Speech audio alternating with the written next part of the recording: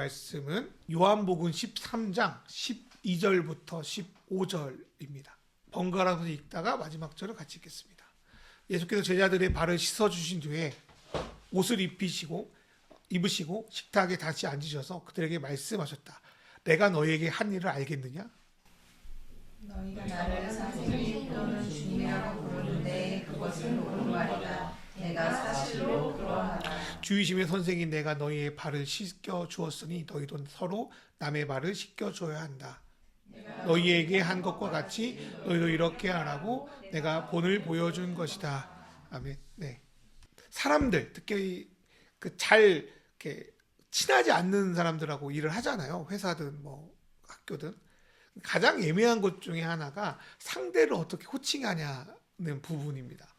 저기요 하기에는 좀 무례해 보이고, 옛날에는 사장님 그랬는데 뭐 그렇게 말하기는 좀 어색해 보여서 그렇습니다. 근데 제가 작년에 일하면서 보니까 상대방을 부를 때 가장 많이 쓰는 단어가 선생님이더라고요. 처음에는 뭐 대리님, 뭐 주인님 이러다가 근데 나만 그렇게 쓰고 있고 다 선생님이라고 부르더라고. 그래서 선생님으로 왜 부르지 이런 생각을 했었는데 그게 이제 거의 일상처럼 느껴지기도 해요. 왜 이렇게 선생님이라는 이름이 선생님이 계신데 다 누구나 다 선생님이라고 부르는지 모르겠어요. 뭐 상대가 어떤 사람이든지 뭐 존중하는 마음을 가질 의미에서 써였는지 뭐 이런 생각도 드는데 한편으로는 선생님, 스승님 이 단어가 예전만 못하게 됐다는 생각도 듭니다. 누구에게나 선생님이라는 말을 하는데 막상 나의 선생님이 누굴까라고 물어보면 여러분 생각나요? 언뜻? 바로 툭 나옵니까? 좀 불행하죠.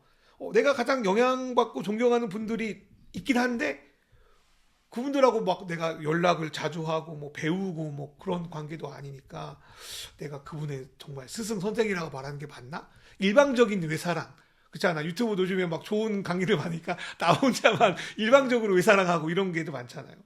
선생이라고 부르기는 어렵겠다 이런 생각도 들어요. 진짜 선생이라고 부르기는. 그럼에도 불구하고 우리에게는 소망이 있는 것은 바로 뻔한 이야기지만 우리 주 예수 그리스도께서 우리의 선생님 되신다는 사실입니다. 본래 선생님의 의미는 단순히 지식을 가르치는 것을 넘어서 진리를 깨닫게 하고 앞으로 나아갈 길을 보여주는 분이라고 합니다. 바울 사도도 고린도서 11장 1절에 이런 말씀이 있어요. 내가 그리스도를 본받는 사람이 되는 것처럼 너희도 나를 본받는 사람이 되어라. 그러니까 나도 선생 대신 예수를 닮아가고 있으니 제자로서 너희도 나를 통해서 예수를 본받으라 라는 거죠. 그래서 우리가 배우고 깨달음을 얻고 닮아갈 선생님은 롤모델은 예수님이라는 겁니다. 그래서 오늘 또 가정의 날을 맞이해서 이제 어린이 이야기했고 아버지 이야기했고 오늘은 선생님, 우리의 선생님 대신 예수님에 대해서 생각해보고 그분이 정말 우리의 스승 되어주길, 우리를 다스려주시길, 우리를 가르쳐주시기를 받아들이는 그런 시간 되었으면 좋겠습니다. 첫 번째로 예수님은 가르쳐주시는 하나님입니다. 구약을 읽어보면 하나님은 자신을 가르치시는 하나님으로 소개합니다. 그게 시편 32편 8절인데요. 같이 한번 읽어볼까요? 시편 32편 8절 세 번역으로.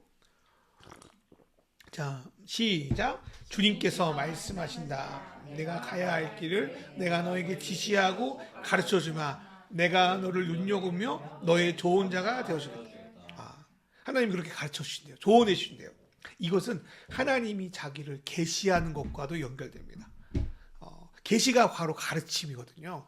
그러니까 우리가 이제 과학을 알수록 우리가 사는 지구가, 우리가 사는 우주가 얼마나 광대하고 신비한 곳이 깨닫습니다.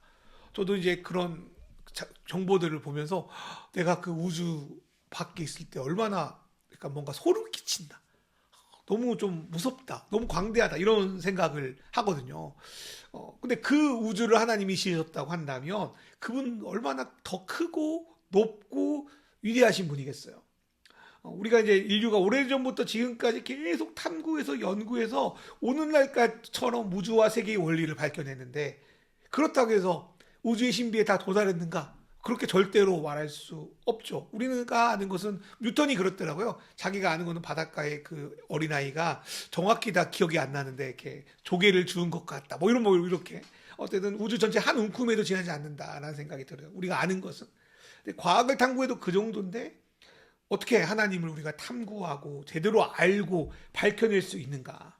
그분의 창조세계, 창조물도 연구하기도 쉽지 않은데 이 모든 것을 지으신 하나님 우리가 어떻게 다 안다고 감히 말할 수 있는가?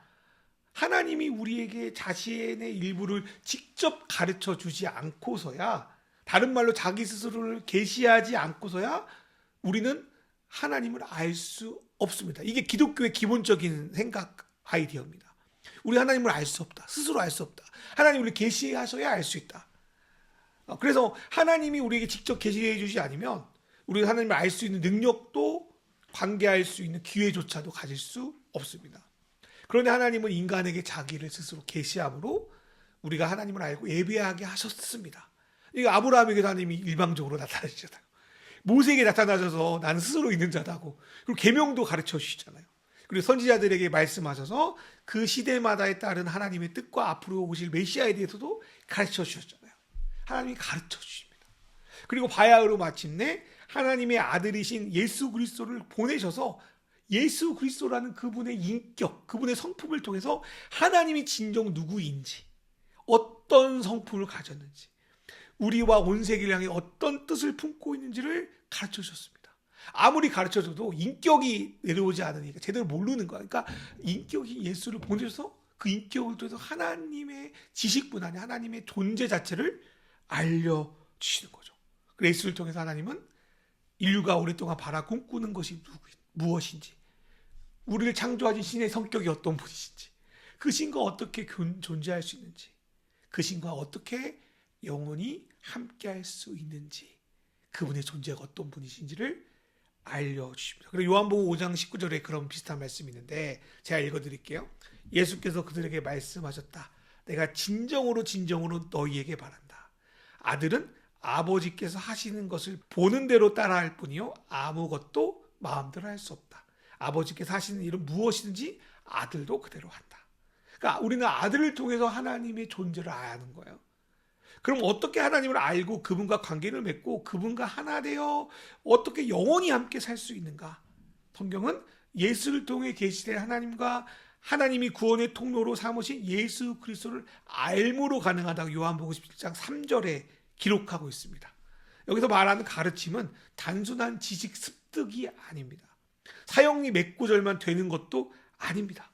여러분도 경험해 보셨겠지만 사형리 읽고 나서 이제 마지막에 뭐라고 하냐면 따라 읽으라고, 나는 이제 당신은 구원 얻었습니다. 그러니까 구원이 너무 쉽다는 거에 감사하긴 한데 구원이 이런 거야? 라는 그런 생각이 드는데 그런 게 구원이 아니죠. 예수님이 비유해서 말씀하신 것처럼 우리가 좋은 땅으로서 그분의 메시지를 받아들이는 것, 그래서 그 메시지가, 그 씨앗이, 그 복음이 우리 삶에서 성장하고 그분과 관계 맺는 것 자체가 구원입니다. 영생이기도 하고요. 그래서 한번 바람이 불면 휩쓸려 가는 그 모래 위에 그분의 말씀을 세우는 것이 아니라 마태복음 7장 24절의 말씀처럼 반석 위에 그 말씀을 세울 때 그 가르침은 피상적인 게 아니라 진정 내가 따라야 하고 행해야 하고 평생을 붙들고 살아야 될 생명의 말씀이 됩니다. 그래서 마태복음 7장 24절에 보니까 그러므로 내 말을 듣고 그대로 행하는 사람은 모래 위에 있는 집이 아니라 반석 위에 자기 집을 지은 슬기로운 사람이라고 할 것이다. 말씀을 듣고 행할 수 있는 중간에 뭐가 있냐면 깨닫는 게 있어요. 깨닫는다는 거는 그분의 말씀을 진실로 받아들이는 것을 의미합니다. 그래서 우리가 이번 스승주의를 지나면서 그분의 가르침을 정말 좋은 땅, 정말 튼튼한 반석에 심어서 그분의 가르침을 따라 살아가는 저와 여러분 되기를 주님의 이름으로 축원합니다. 두 번째로 주님의 가르침은 우리를 긍휼히 여기시는 인격적인 가르침입니다. 여러분 뭐 그렇겠지만 아무리 메시지와 내용이 좋아도 그 메시지를 전하는 메신저가 어떤 분이고 어떤 성품이고 어떤 삶을 살아왔는지에 따라 그 메시지가 우리에게 주는 가르침은 되게 큰 폭으로 차이가 생깁니다. 아무리 단순한 언어여도 그 말을 하는 사람의 삶이 존경스러우면 우리는 그 말을 진심으로 새깁니다. 하지만 처음 그 말하는 사람이 멋있고 감동적이고 그래서 추종하고 살았다가 그 사람이 실제로 심각한 문제가 있으면 우리는 그 사람뿐 아니라 그 사람이 그동안 했던 메시지와 정보까지도 거부하기도 합니다. 이렇듯 가르치는 메시지도 중요하지만 메시지를 전하는 사람도 중요합니다. 뭐 최근에 우리 백종원 씨 나오는데 얼마나 우리가 그동안 존경했어요. 요리도 쉽게 가르쳐주고 좋은 일도 많이 한다고 그러고. 근데 여러 가지 사건이 터지고 하니까 이 백종원 씨에 대한 신뢰가 떨어지니까 주식도 떨어지고 이제 그분이 운영하는 그런 사업체도 가기도 싫고 막 그 레시피도 문제가 있는 거 아니야 이런 생각도 들고 그렇지 않겠습니까? 메시지만큼 메신저가 참 중요하다라는 생각이 들어요.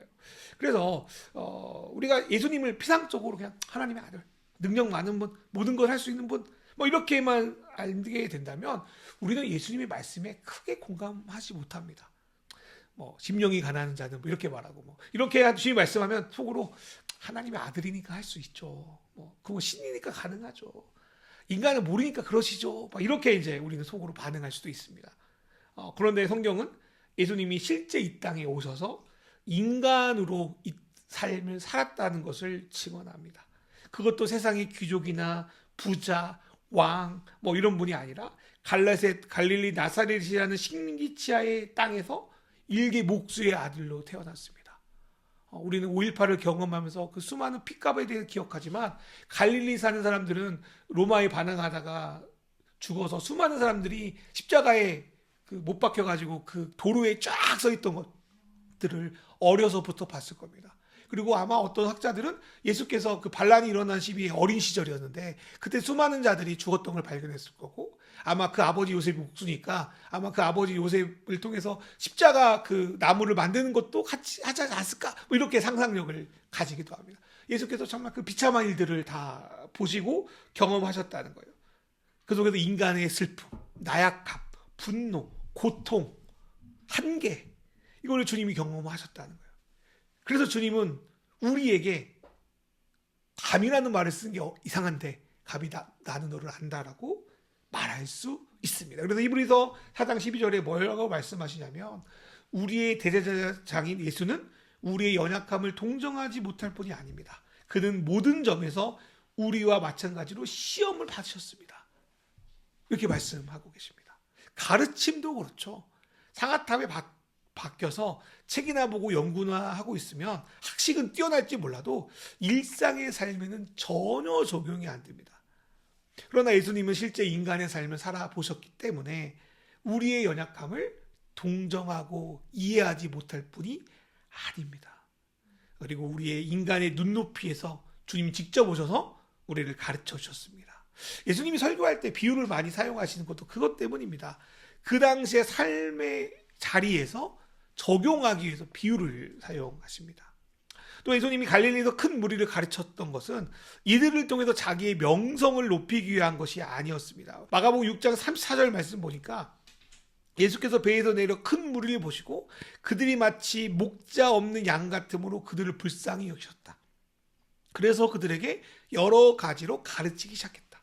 내가 뭔가 영성을 올린 게 아니라 불쌍해서 긍휼히 여겨서 우리에게 가르치십니다. 아까도 기도할 때 했지만 주님이 우리를 막 가르치시고 막 말씀을 듣는 거는 우리를 막 써먹으려고 우리를 막 갈아 넣으려고 하시는 게 아니라 불쌍히 여기셔서 긍휼히 여기셔서 우리를 자유케 하기 위해서 주님이 가르치신다는 건 그렇습니다. 제자훈련도 그렇습니다. 제자훈련도 막 교회 일꾼 되게 만들려고 가르치는 거는 제가 볼 때는 순번이 틀렸다고 생각해요. 긍휼히 여기셔서 자유케 하기 위해서 행복하기 위해서 가르치는 겁니다. 그 백성들이 목잠 양처럼 영적으로 정신적으로 육체적 돌봄을 받지 못하는 걸 보고 긍휼히 여기셨어요. 또 예수님이 그 모인 자들을 그냥 보내지 않고 먹을 것을 주신 이유도 마가복음 8장 2절에 보니까 저 무리가 나와 함께 있은 지가 벌써 사흘이 되었는데 먹을 것이 없어서 가엾다. 가여우셔서 베푸셨습니다.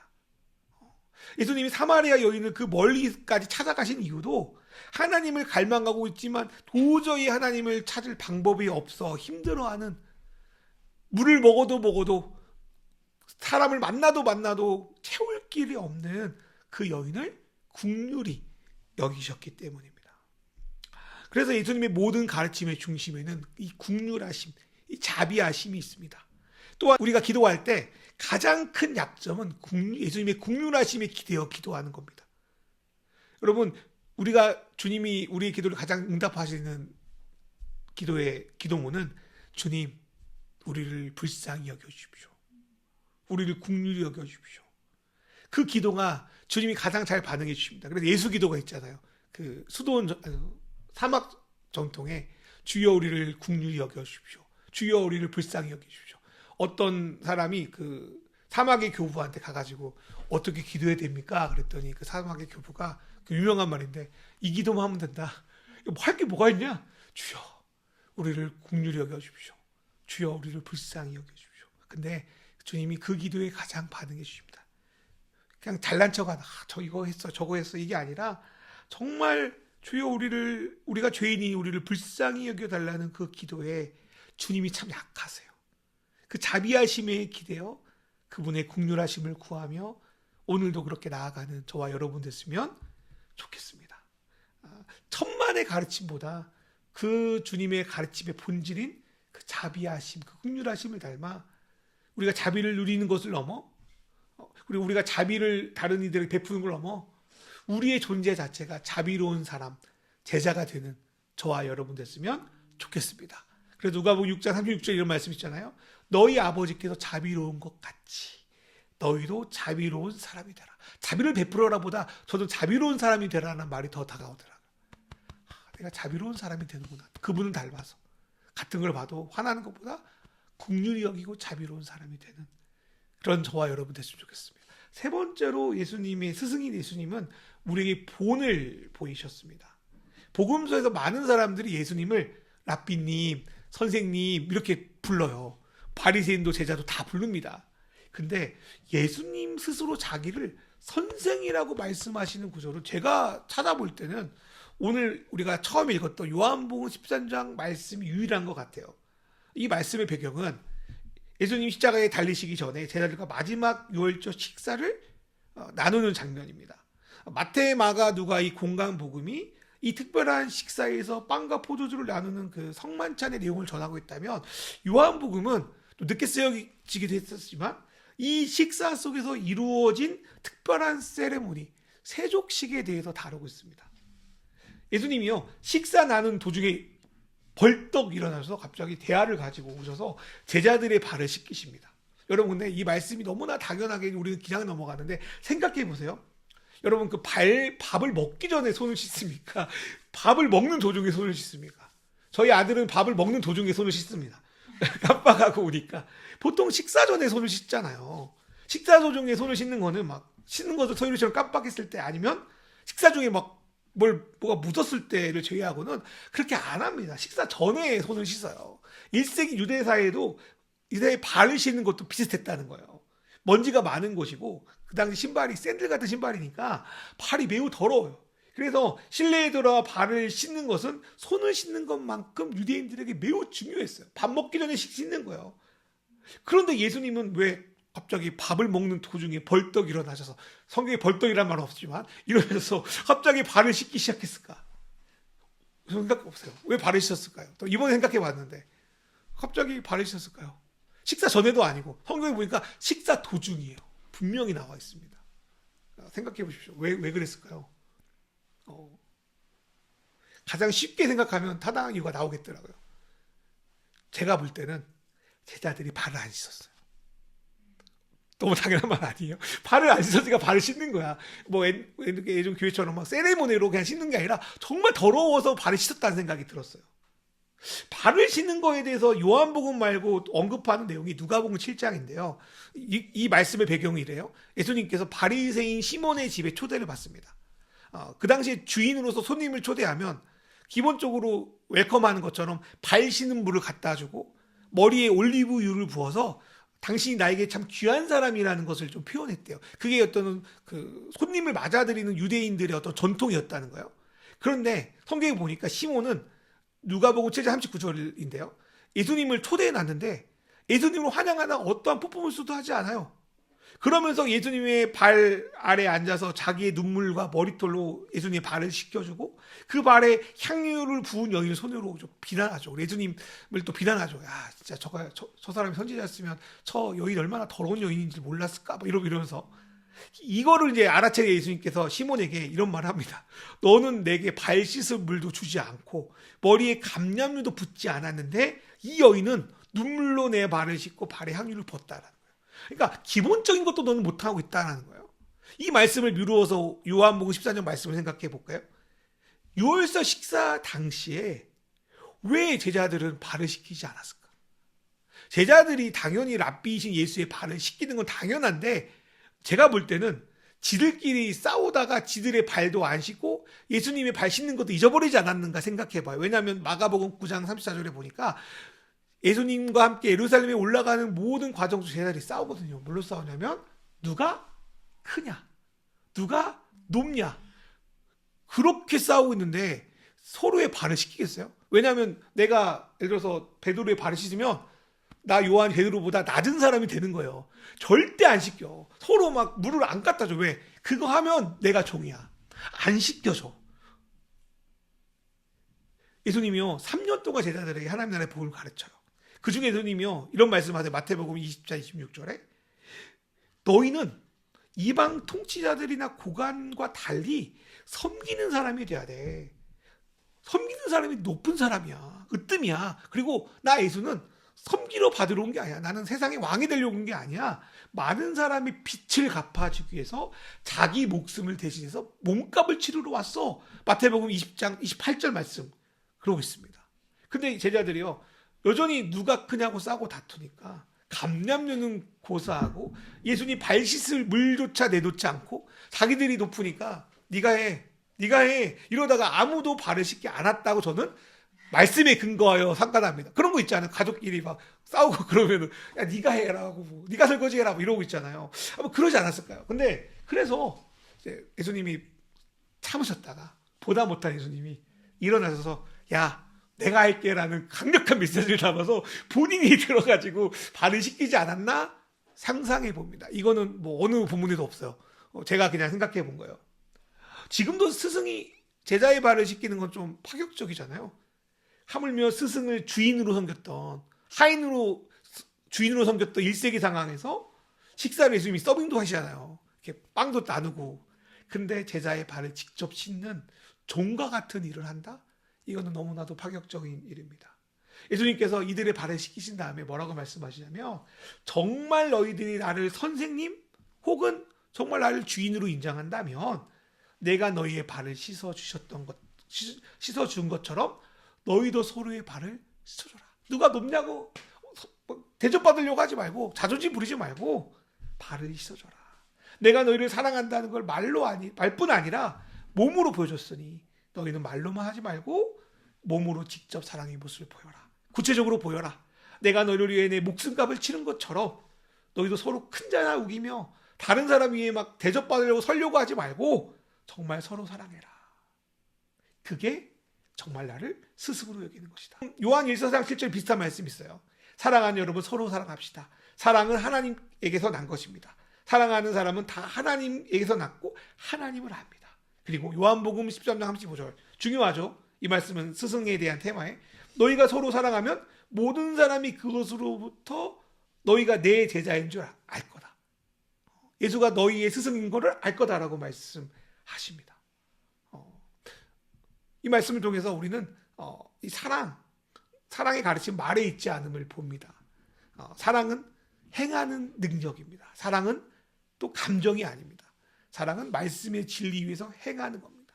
사랑은 나의 노력으로는 어렵습니다. 우리의 스승이신 예수의 사랑이 채워졌을 때 그 사랑을 받아들였을 때 가능합니다. 우리가 예수를 믿으면서 사랑하지 못하는 것들은 그분의 사랑에 충전을 되지 않아서입니다. 우리가 그래서 매주 말씀을 읽고 예배를 드리는 것은 그분의 사랑에 충전되기 위함입니다. 그 사랑에 충전되는 오늘 됐으면 좋겠습니다. 예수께서 제자들에게 베푼 그 사랑이 정말 나에게 주시는 사랑이라고 베풀었을 때 예수님이 베드로를 향한 그 용서의 사랑, 내가 너를 사랑하느냐? 내 양을 먹이라. 그 사랑이 나를 향해 주신 메시지로 받아들였을 때 우리도 그 사랑의 행위로 다른 이들을 긍휼함으로 받아들이고 긍휼하심의 본에 따라 살아갈 수 있습니다. 히브리서 4장 16절 말씀 뭐라고 합니까? 그러므로 우리는 담대하게 은혜의 보좌로 나아갑시다.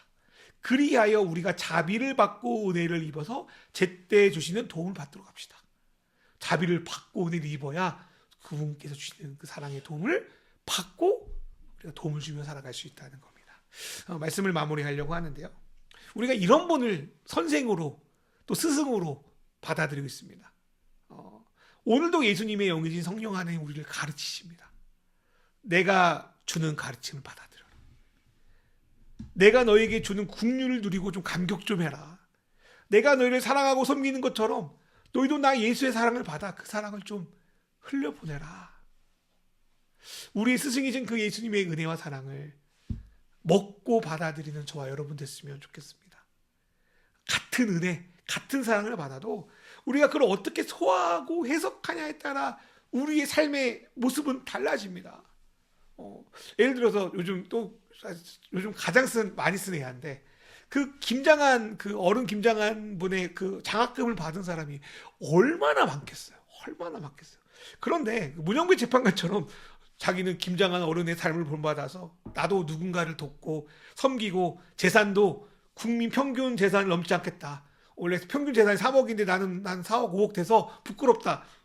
이런 말을 하는 사람은 몇 사람 없을 겁니다. 성경에도 그렇잖아요. 누가복음 17절에 예수님께서 10명의 나병 환자를 치료하십니다. 아까 말했던 것처럼 주여 우리를 불쌍히 여기소서 막 그래가지고 10명의 그 나병 환자를 치유해요. 근데 예수님께 돌아와 감사의 인사를 드린 사람은 한 명밖에 없어요. 저도 이제 부족했지만 예전에는 이제 목회도 하고 많은 친구를 가르쳤던 사람으로서 많은 이들을 섬겼지만 뭐 말이라도 목사님 저 20대에 목사님이 계셔서 참 좋았습니다. 뭐 예를 들어서 가르쳐줘서 감사합니다. 뭐 이런 말 하는 것들은 많은 애들은 많이 없어요. 네. 점점 없어지고 지금도 이제 없어요. 네. 예수님을 믿고 나서 믿는 거는 죽고 나서 지옥 안 가는 구원의 티켓 정도가 아닙니다. 요즘에 그 김혜자 씨 나오는 천국보다 아름다운, 근데 물론 좋은 것들 많지만 그게 성경에서 말하는 천국은 절대로 아니죠. 그런 게 아니에요. 온 천지를 지으신 정말 아름답고 놀라우신 하나님을 예수를 통해 배우는 게 구원입니다. 그분을 통해 변화하는 게 구원이고 그분과 눈높이를 맞출 정도로 자라나게 하시는 거예요. 그게 구원이에요. 놀라운 특권이에요. 아이가 자라서 점점 성인이 되어 자기의 부모와 눈높이를 맞추는 게 성경에서 말하는 구원입니다. 이게 특권이라고 말하는 거예요. 이 특권에 별거 아닌데 하면 우리는 하나님 나라의 복음을 잘 모르는 걸 수도 있어요. 하나님 나라의 제자, 하나님의 제자가 된다는 건 내가 감히 내가 사랑하고 존경스러운 그 스승과 발을 맞추어 동행하는 거예요. 그런 격 있는 존재로 성장한다는 거예요. 마치 레지던트 1년차, 2년차가 점점 수련돼서 이제 교수님이 하는 수술을 그 메스를 잡는 데까지 올라가는 거예요. 그러잖아요. 요즘에 슬기로운 전공의 생활 봤어요, 요즘에? 어쨌든 저 보는데 막 그 레지던트 1년차가 맨날 틀리다가 이제 좀 훈련해서 야, 메스 한번 잡아봐. 그러면 옆에서 시프지. 야, 그거 아무나 주는 거 아니다? 그런 게 감격하잖아, 막. 그거에 감격하는 거예요. 구원은 그런 거야. 내가 진짜 하나님이 맨날 지금도 수년 동안 예수를 믿었는데 앞가림 못하고 맨날 이러고 있는데 내가 점점 예수를 닮아 점점 그분과 보조를 맞추고 있구나를 알아차리고 성장하는 것. 여러분 그게 구원이고 그게 제자입니다. 우리를 구원하셨습니다. 그분이 그렇게 하신 것은 우리가 행한 의로운 일 때문이 아니라 그분의 자비하심을 따라 그 다음에 성장이 나요. 거듭나게 씻어주심과 성령으로 새롭게 해주심으로 말미암은 겁니다. 하나님이 우리에게 이러한 제자의 삶을 요청하십니다. 우리 의로운 일이 아니라 그분의 자비하심을 먼저 받아서 새롭게 거듭나요. 그러면 거듭난 자들은 성장하죠. 성령의 가르침을 받아 점점 스승이신 예수를 새롭게 날마다 닮아가는 삶. 이것이 제자의 삶이고 구원의 여정입니다. 이러한 제자의 삶을 꿈꾸는 저와 여러분 됐으면 좋겠습니다. 그 제자의 삶의 가장 첫 번째는 내가 의롭게 사는 게 아니라 그분의 자비하심을 받아들이는